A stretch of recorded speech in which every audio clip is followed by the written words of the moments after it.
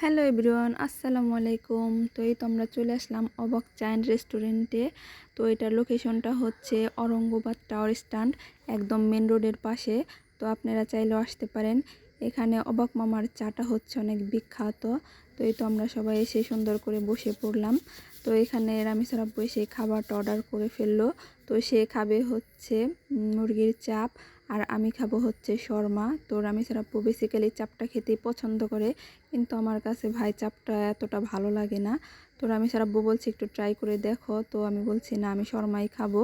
তো এই তো দেখো আমার বাবা সুন্দর করে সে বসে আছে, সে গাড়ি দিয়ে দুষ্টু মিষ্টি করে খেলা করছে। সে একটু একটু খেতে চাচ্ছে, আবার একটু একটু বলছে মা ঝাল ঝাল। তো আমি সুন্দর করে তাকে সুন্দর করে খাইয়ে দিচ্ছি। আর এদিকে রামিসা সে তার আব্বুকে বলছে আব্বু অনেক ঝাল। তো এই তো দেখো রিয়ান সে বলছে কোক খাবে, তো একটা কোক নিয়ে নিলাম।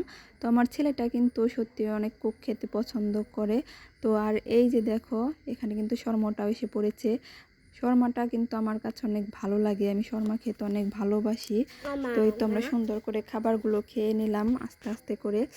সত্যি বলতে কি মানে আমার কাছে শর্মাটা অনেক ভালো লাগে, শর্মা খেতে অনেক পছন্দ।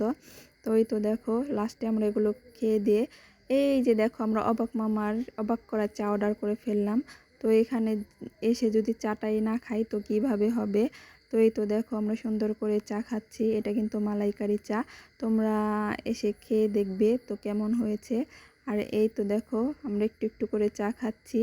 এখানকার চাটা জাস্ট ওয়াও, এই শীতে তো চা খাবে। তো টাটা, বাই বাই।